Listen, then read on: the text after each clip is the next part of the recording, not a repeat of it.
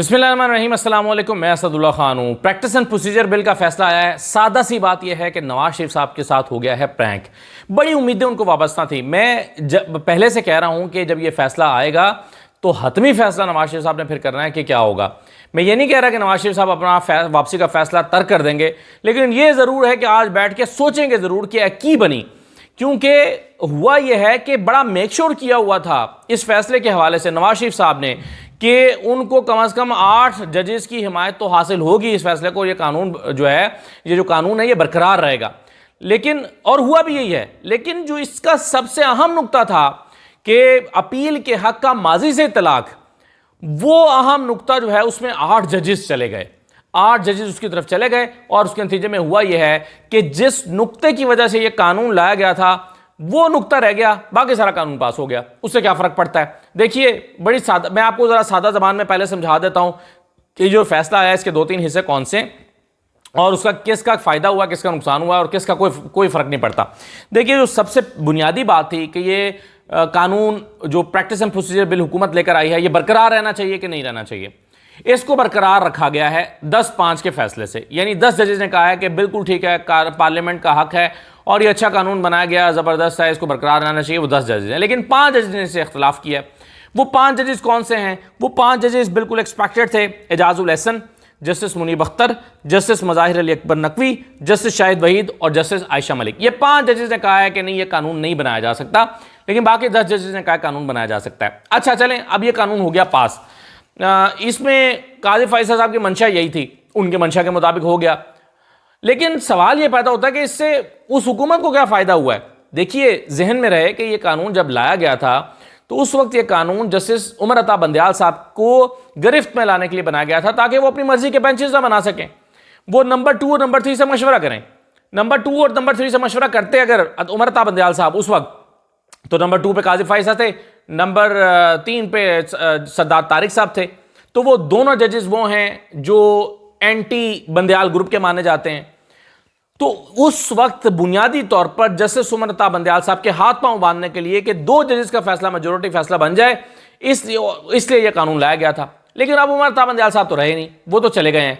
अब वैसे ही जो काजी फैसल साहब है उनकी अक्सरियत है। नंबर 1 वो हैं, नंबर 2 जो है वो एजाजुल सरदार तारिक हैं और फिर एजाजुल एहसन साहब हैं।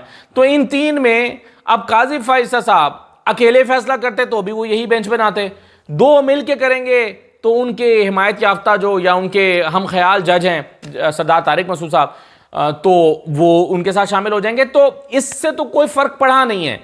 ये कानून बनता पहला वाला हिस्सा तो ना या ना बनता, यानी बेंच बनाने का जो इख्तियार है चीफ जस्टिस का हो या 3 जजेस का हो, इससे फिलहाल तो कोई फर्क पड़ता नहीं इस वक्त स्टेटस पे। इसलिए इसका बनना या ना बनना ये इतना मानी नहीं रखता।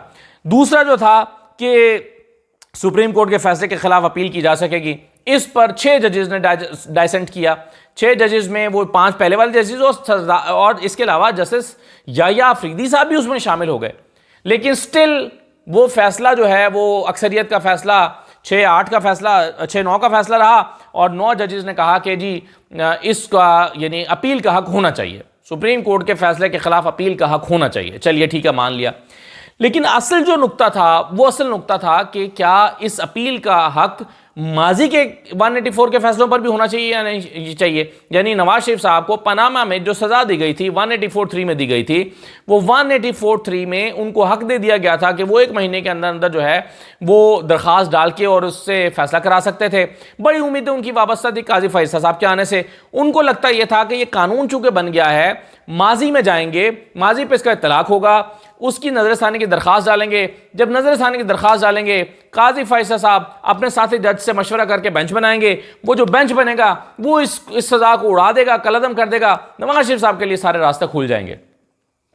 ये नहीं हो सका। क्यों? क्योंकि 8 जजेस जो हैं वो दूसरी साइड पे चले गए और काजी फैसल साहब के साथ जो हैं वो सिर्फ 7 जजेस रह गए। काजी फैसल साहब के साथ रह गए 7 और उधर चले गए 8 जजेस। उन 8 जजेस में वो पहले जो 5 जजेस मैंने आपको बताए हैं, एजाजुल एहसन, मुनीब अख्तर, मज़ाहिर नकवी, शाहिद वहीद और आयशा मलिक, इनके साथ जो 3 जजेस मजीद गए, उसमें याया अफरीदी साहब चले गए, उसमें जो है वो हसन अजहर रिजवी साहब चले गए और उसमें मोहम्मद अली मजहर साहब चले गए। तो ये 3 जजेस उस साइड पे चले गए, 8 हो गए। तो ये जो नवाज शरीफ साहब की बुनियादी मंशा थी वो पूरी नहीं हो सकी। यानी इसका मतलब ये है कि वो जो उन पर पनामा का केस आया था उसमें जो सज़ा हुई थी उस सज़ा के खिलाफ वो अपील नहीं कर सकते। अच्छा, अब ये थोड़ा सा मामला कॉम्प्लिकेटेड है, इसको ज़रा समझ लीजिएगा तवज्जो के साथ। देखिए, हुआ ये कि फैसला आता है 62(1)(f) में उनको 62(1)(f) में सज़ा हो जाती है। 184(3) का इस्तेमाल करते हुए 62(1)(f) में सज़ा हो जाती है नवाज शरीफ साहब को।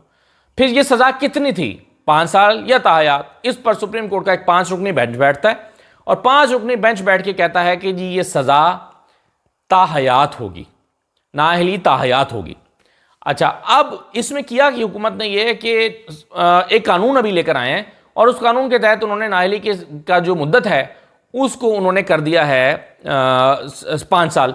राना सनाउल्लाह साहब कहते हैं कि जी इससे क्या फ़र्क पड़ता है, हमने कानून बना दिया है कि नाअहली की मुद्दत 5 साल हो गई है, तो अगर उनको सज़ा हुई भी है तो वो नाअहली की मुद्दत तो 5 साल है। अच्छा, अब इसमें एक बात, दो नुक्ते समझ लें। एक नुक्ता तो यह है कि सुप्रीम कोर्ट के 5 रुकनी बेंच ने जो फैसला दिया था जिसमें नाअहली ताहयात करार दी गई थी, उसी फैसले में लिखा गया है और कहा गया है कि अगर इस नाअहली को ताहयात नाअहली को ख़त्म करना चाहते हैं तो इसमें एक आईनी तरमीम लाई जा सकती है।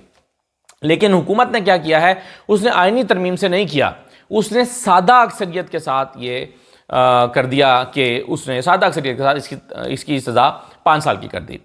दूसरी तरफ ये भी जहन में रहे आपके कि नवाज शरीफ साहब जो हैं वो कन्विक्टेड भी हैं। यानी उनका सिर्फ ये मामला नहीं है कि उनको पनामा में सज़ा हुई और पनामा में नाअहली हुई और नाअहली जो है वो ताहयात है, सिर्फ मामला ये नहीं है, इसके अलावा उनके 2 केसेस में वो कन्विक्टेड भी हैं। इसका मतलब ये हुआ कि अब उनके पास एक ही रास्ता बचा है कि वो आए, अपनी कन्विक्शन का सामना करें, अपने केसेस का सामना करें। यानी वो बारों बार लाहौर वाला सीन था ना कि चलो जी बाईपास से सीधा लाहौर पहुंच जाओ, बारों से मुराद है कि ये माजी में तलाक हो, दरख्वास्त दायर करें, उस दरख्वास्त के मुताबिक आप कहें कि जी फैसला मेरे खिलाफ नाइंसाफ़ी पर मबनी आया है, काजी फैसल साहब पर मुश्तमिल एक 3 रुकनी या 5 रुकनी बेंच बैठे और बैठ के 3-2 से फैसला सुनाए और कहे जी उसको हमने उड़ा दिया, नवाज शरीफ साहब कोई नाअहली हुई ही नहीं है। ये तो अब नहीं हुआ। अब उनके पास दूसरा रास्ता ये बचा है कि आएँ, अपीयर हों, कोर्ट में जाएँ, सरेंडर करें, केसेस का सामना करें, अपीलों का सामना करें, अपीलें सुनी जाएं और अपीलें सुनने के बाद फैसला हो कि क्या करना है। अपीलें सुनने के बाद पता चले कि नवाज शरीफ साहब जो हैं वो सज़ा याफ्ता हैं या नहीं है, या वो मासूम है या गुनहगार है। उन अपीलों के बाद पता चले। वही रास्ता जो मरीम नवाज ने इख्तियार किया था, वही रास्ता अब नवाज शरीफ साहब के लिए बचा है। लेकिन मरीम नवाज ने वो रास्ता पाकिस्तान में रहकर चूंकि केस का सामना कर रही थी तो उन्होंने अबूर कर लिया। अब ये तो अब आ रहे हैं, लेट आ रहे हैं। अब आने के बाद इनका नवाज शरीफ साहब अब उनका केस शुरू होगा, यानी उसमें टाइम लग जाएगा। इसका मतलब यह है कि फौरी तौर पर उनको रिलीफ का इम्कान नज़र नहीं आता। मैंने कुछ अर्सा पहले एक वीडियो की थी जिसमें मैंने बताया था कि प्रैक्टिस एंड प्रोसीजर बिल जो है वो किस तरह से असरअंदाज होगा, और मैंने आपको बताया था कि नवाज शरीफ साहब इंतजार करना चाहेंगे प्रैक्टिस एंड प्रोसीजर बिल का। ये वजह कि बहुत जल्दी मची हुई थी और नवाज शरीफ साहब एक्सपेक्ट कर रहे थे कि 1-2 हेयरिंग्स में निपट जाएगा। काजी फैसल साहब ने तो खैर अपनी दिलो जान से कोशिश की भी कि ये 1-2 समातों में निमट जाए, लेकिन होते होते ये हफ्ता 10 दिन जो है वो 15 दिन लग गए। नवाज शरीफ साहब की 21 अक्टूबर बहुत करीब आ गई है। अब वो आज आई एम श्योर रात को बैठेंगे और बैठ के मशवरा करेंगे अता तारड़ कह रहा हूँ, आज़म नज़ीर तारड़ साहब से, राना सनाउल्लाह साहब से, अपनी फैमिली से मशवरा करेंगे और पूछेंगे कि जनाब अब क्या करें। अब वो जो हमारा एक सीधा सीधा रास्ता हमें मिल रहा था वो तो नहीं मिला। अब आप देखें इसमें हुआ क्या है। इस नवाज शरीफ साहब की कैलकुलेशन बिल्कुल ठीक थी कि कम से कम 8 जजेस तो उनको इस प्रैक्टिस एंड प्रोसीजर बिल के हक में मिल जाएंगे। उन्होंने मार्क किए हुए थे, वो 8 मिल भी गए। लेकिन इस नुक्ते पर आकर जो है वो 3 जजेस दूसरी तरफ चले गए और माजी से तलाक करने पर वो राजी नहीं हो सके। मतलब यह कि नवाज शरीफ साहब और जहांगीर तरीन दोनों का फिल फॉर खुलता हुआ रास्ता हमें दिखाई नहीं देता। अब एक और देखिए इसमें चीज़ हुई है, और एक वो चीज़ ये हुई है कि अब एक अजीब सा तमाशा शुरू हो गया है। यानी अगर इस कानून को 10 जजेस ने मंजूर कर लिया है प्रैक्टिस एंड प्रोसीजर को, यानी इसका मतलब ये हुआ कि एक प्रेसिडेंट बन गया है कि सुप्रीम कोर्ट जो है वो अगर पार्लियामेंट सुप्रीम कोर्ट के जजेस बेंच बनाने के इख्तियार में या उनके अंदरूनी मामलात में कोई भी मुदाखलत करना चाहे तो वो पार्लियामेंट से एक सादा सा कानून बना के इसको कर सकती है। ये एक रास्ता खुल गया है। इसका मतलब ये हुआ कि कल को कोई एक जज आता है, कोई और हुकूमत आ जाती है, फ़र्ज़ कीजिए चले पाकिस्तान तहरीक इंसाफ की हुकूमत आती है और काजी फैसल साहब जो हैं उनका कोई इख्तियार है तो इसका मतलब ये हुआ है कि इमरान खान की हुकूमत कोई भी सादा कानून साजी करके और उनका इख्तियार ख़त्म कर देगी। मसलन वो कानून बना दे कि जी फलां आर्टिकल के तहत कोई भी मुकदमात आएँ तो उसको 7 से कम बेंच नहीं सुन सकता। देखेंगे 4 की अक्सरियत कहाँ पर है और 7 की का एक बना दे। मसलन कोई हुकूमत आके कहे कि आइंदा इस तरह के केसेस में सुनने के लिए नंबर 1, नंबर 4, नंबर 7, नंबर 9 यानी ऑड नंबर्स पर के जजेस बैठेंगे, ताकि वो मेक श्योर करेंगे हमारे अपने जजेस बैठे हुए हैं।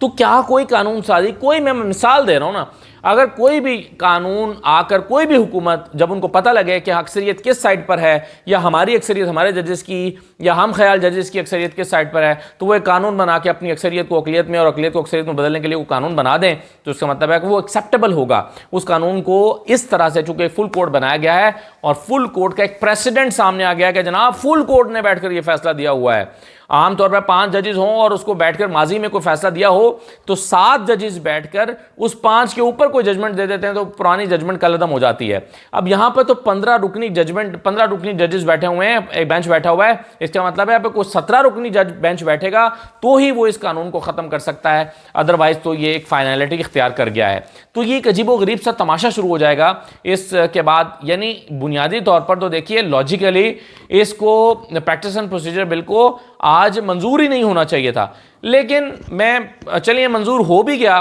तो हम इसके जब इफेक्ट्स पे बात करते हैं तो बुनियादी तौर पर जो नीयत थी हुकूमत की, उनको कोई पर्पस सर्व नहीं हुआ। बुनियादी उनका मकसद उस वक्त उमर था बंदयाल साहब के हाथ बांधना थे, वो तो हो नहीं सका, और उसके बाद अब उनका मकसद ये था कि इसमें बुनियादी तौर पर नवाज शरीफ साहब को रिलीफ दिया जाए, तो वो रिलीफ भी नहीं हो सका है। तो ये जो बुनियादी तौर पर यही चीज़ें हैं जो मैं इसमें समझ पाया हूँ और इसमें मैं देख पाया हूँ। अब देखिए मगर कि नवाज शरीफ साहब अब क्या फ़ैसला करते हैं, वो आकर अपने बाकी मुकदमात का सामना करते हैं या फिर कोई नया रास्ता इख्तियार किया जाता है, कोई नई चाल चली जाती है, कोई नया तरीका कानून से में ढूंढा जाता है, कोई ऐसा तरीका कि जिसमें नवाज शरीफ साहब के लिए रिलीफ का कोई रास्ता निकाला जाए। यानी वो कानून जो उन्होंने एक सादा कानून बनाया हुआ है कि नाअहली 5 साल किया और उसके बाद इलेक्शन लड़ा जा सकता है, क्या इसको सुप्रीम कोर्ट में वो लाकर इससे कोई रिलीफ हासिल करने की कोशिश करते हैं काजी फैसल साहब की। और मुझे नहीं लगता कि अब कभी काजी फैसल साहब जो है वो पूरा फुल कोर्ट बनाएंगे। अब मुझे लगता है कि उन्होंने सीख लिया है कि फुल कोर्ट बनाना कोई इतना आसान काम नहीं है। उमर अता बंदयाल साहब यही कहा करते थे कि भाई फुल कोर्ट नहीं बनाया जा सकता। अब इनको अंदाज़ा हो गया है कि फुल कोर्ट बनाना कोई आसान बात नहीं है, इसको बड़ी मुश्किल से चलाना पड़ता है। तो मुझे लगता है अब किसी भी केस में शायद काजी फैसल साहब फुल कोर्ट ना बनाएं। और दूसरा यह है कि चलिए अब वो जो 90 दिन के अंदर इंतखाबात का मामला था उस पर दरखास्तें सुप्रीम कोर्ट के पास पड़ी हुई हैं। कल काजी फैसल साहब से जब पूछा गया था कि आप इन दरखास्तों को क्यों नहीं सुन रहे, तो उन्होंने कहा कि इसलिए नहीं सुन रहे कि आप इसको कंक्लूड नहीं होने दे रहे। प्रैक्टिस एंड प्रोसीजर को बिल को कंक्लूड होने दें तो ही हम उस केस को सुनेंगे, ये उन्होंने कहा था। इसका मतलब यह है कि काजी फैसल साहब का इम्तहान आज से शुरू हो गया है।